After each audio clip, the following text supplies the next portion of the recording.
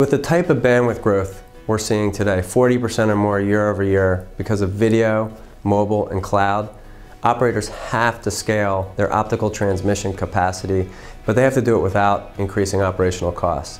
Super channels is the only approach that will allow them to do that and deploy chunks of bandwidth at 500 gig or 1 terabit per second in the near term in one operational motion. And because super channels are made up of multiple carriers, the obvious way to build it elegantly is with the photonic integrated circuit. Because only with the photonic integrated circuit can you get 5 or 10 100 gigabit channels of transmission on a chip the size of my fingernail.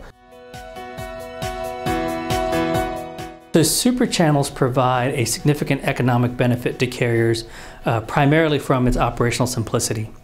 The fact is, when you use super channels, you're aggregating multiple carriers into a single operational entity that can be managed as such, essentially eliminating the need to manage individual circuits. Instead, you're now managing large circuits across the infrastructure. The benefit of super channels is that I can continue on the path of getting more gigabits per cubic centimeter, more gigabits per watt, more efficient, more economically affordable gigabits into my fiber, and I can get them sooner. If I have to wait for technologies that put this onto a single wavelength, I'm not going to be able to scale my bandwidth on the fiber or my bandwidth in the network at the pace that the services or that the applications demand.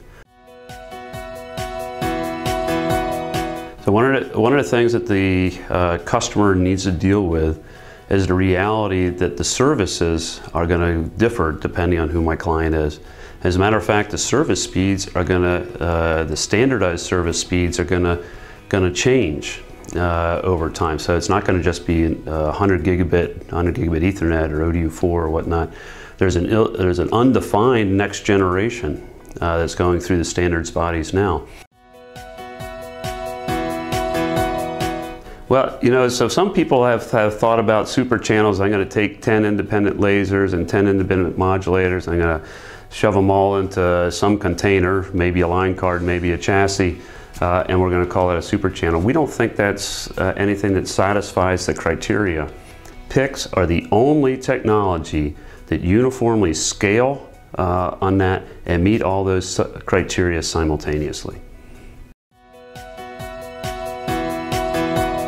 The implementation of super channels, as being developed by a lot of our competitors, requires lots of components. That problem goes away when you implement the solution using photonic integrated circuits. The reliability of photonic integrated circuits is phenomenal. 500 million hours without failure. In fact, we've never had a PIC fail in the field. Super channels take the same modulation formats that you would use for single optical carriers, but apply them to multiple optical carriers. It's that modulation format that dictates how far the signal goes at this point in time. So if I take a QPSK signal and apply it to 10 optical carriers, or I take a QPS signal and apply it to a single optical carrier, they're going to go about the same distance in the fiber. The advantage is that I can enable the terabit class of services much sooner than if I were to do it with a single wavelength. Infinera is a huge believer in super channels. In 2012, we'll start shipping our first 500 gigabit super channels into production networks. We've demonstrated 500 gigabit super channels to our customers for over a year now. They've seen it, experienced it in their networks on trials that we've done with them, and they're very excited about it. So we expect the 500 gigabit super channel in production to be very well received.